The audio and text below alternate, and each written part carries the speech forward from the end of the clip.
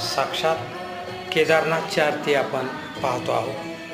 केदारनाथला जाणं हा अतिशय अवघड अनुभव असतो आणि त्या ठिकाणी आरती सापडणं, आरतीमध्ये सहभागी होणं हा तर आयुष्यभर लक्षात राहील असा अनुभव असतो.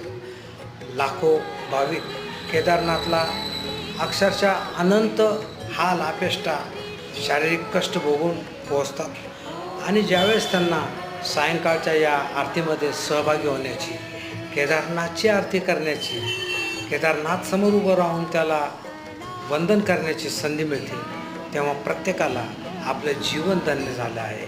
केदारनाथची यात्रा खऱ्या अर्थाने सुफळ संपूर्ण झालेली आहे याचा प्रत्यय येतो. प्रत्येकजण अतिशय तन्मयतेने बोलो हर हर महादेव, केदारनाथ बाबा की जय.